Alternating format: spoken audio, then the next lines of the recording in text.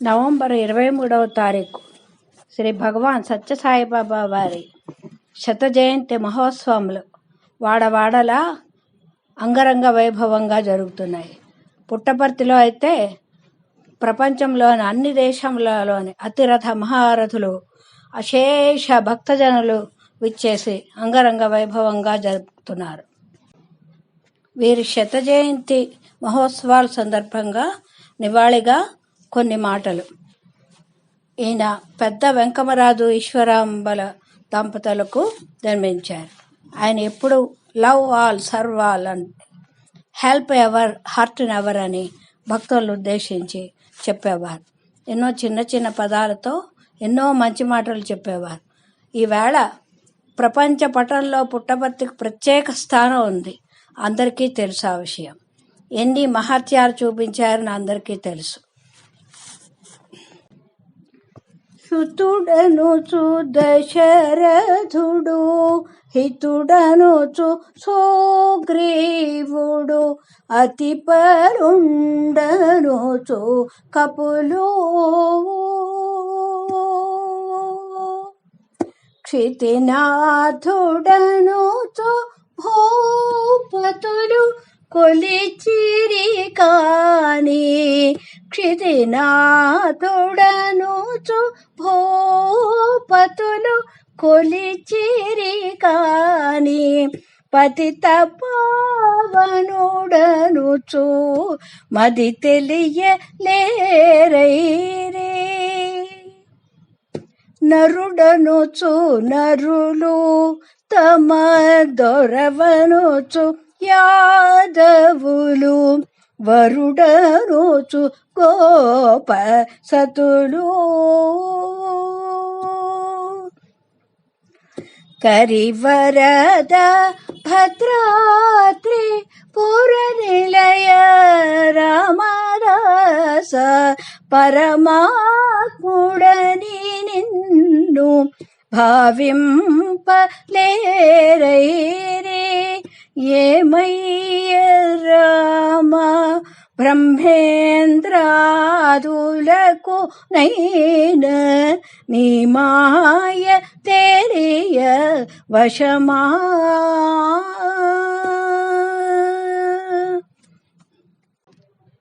ఆయా యుగాల్లోనే పరమాత్ముడని ఎవరూ గ్రహించలేకపోయారు. అలాంటిది కలియుగంలో ఎలా గ్రహించగలరు?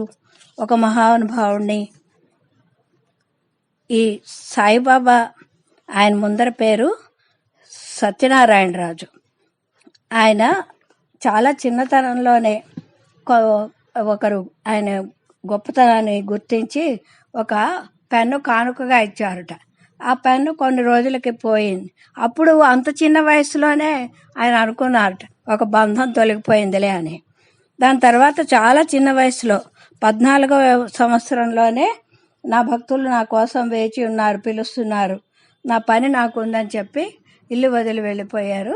ఆ తర్వాత ఎన్నో కార్యక్రమాలు, సంఘ సేవలు ఎన్ని చేస్తూనే ఉన్నారని అలా ప్రచారంలో తెలుస్తూనే ఉంది.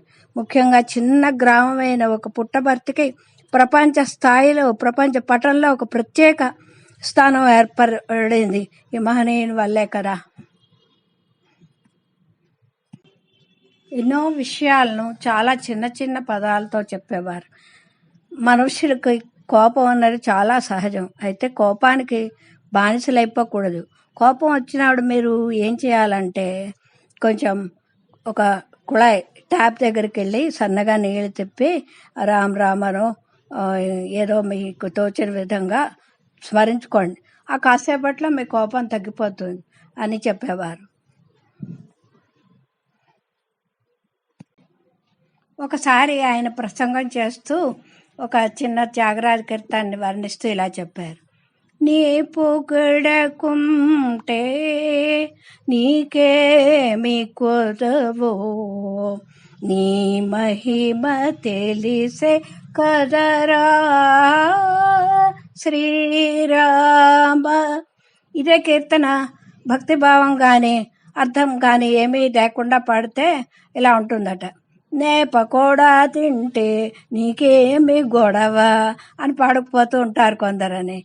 అలా సున్నితమైన హాస్య పదాలతో చాలా బాగా చెప్తూ ఉండేవారు. సాయిబాబా వారు చాలా చిన్న వయసు నుండే ఎన్నో భజనలు తన తన సుమధుర గళంతో పాడి భక్తుల చేత పాడించేవారు. ఒక భజన మనం కూడా తలుచుకుందాం. శంకర సదాశివ సభాపతే మనోహరా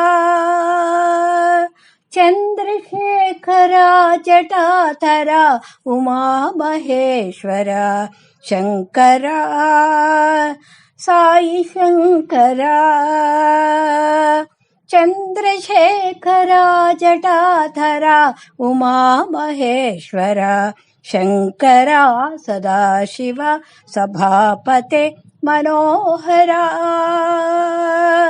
చంద్రశేఖర జటాధర ఉమామహేశ్వర శంకర సాయి శంకర శంకర సాయి శంకర చంద్రశేఖర జటాధర ఉమామహేశ్వర.